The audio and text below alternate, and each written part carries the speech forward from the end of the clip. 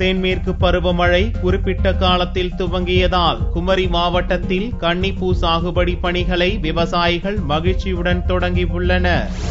கன்னியாகுமரி மாவட்டத்தில் தென்மேற்கு பருவமழை ஜூன் ஜூலை மாதங்களில் துவங்கும். தென்மேற்கு பருவமழை கேரள மாநிலத்தின் பருவமழையாகும்.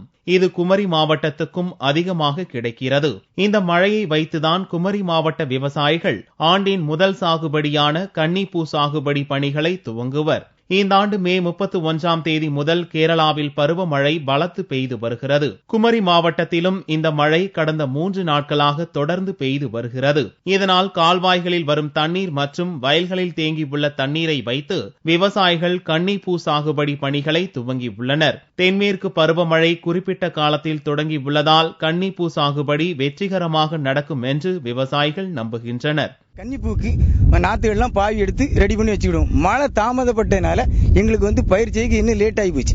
இப்ப 2 நாட்களாட்டு நமக்கு தென்மேற்கு பருவமழை இருக்கிறதுனால எங்களுக்கு இந்த விவசாயத்துக்கு நாங்க உடனே தொடங்க ஆரம்பிச்சிட்டோம். இந்த மழை இன்னும் நல்லா பெய்துட்டு இருந்ததுன்னா எங்களுக்கு கொஞ்சம் சந்தோஷமாட்டு இருக்கும். கடந்த சில ஆண்டுகளாக தென்மேற்கு பருவமழை சரிவர இம்மாவட்டத்துக்கு கிடைக்கவில்லை.